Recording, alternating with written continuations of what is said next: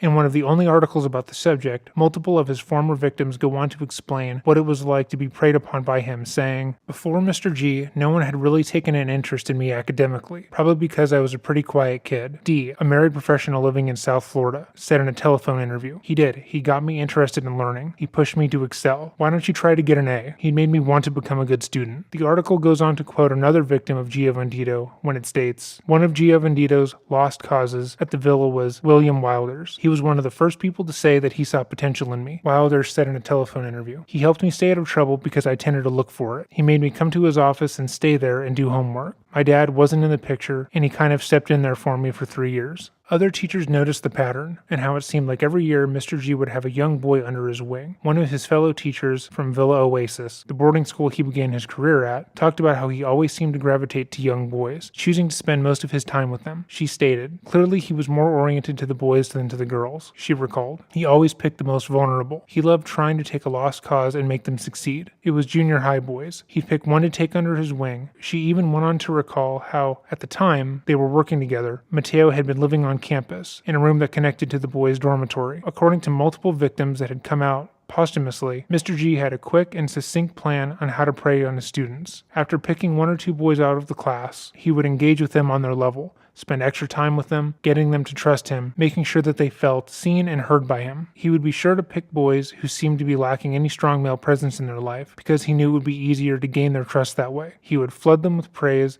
attention, and presence in the form of trips, something they were not used to, and would start talking to them as a friend, not as a teacher. He would bring up sexual subjects like masturbation under the guise that it's just what young guys talk about, and everyone talks about this, making them feel more comfortable with the notion of talking like that with their teacher. He would quote-unquote teach them how to touch themselves, and after a bit would essentially dare them to get him off, which they would do, because they had been primed to think that this is normal in male relationships. After that, he would start preying on them more often, using trips to Disney and Mexico as exertions specifically for sexual encounters.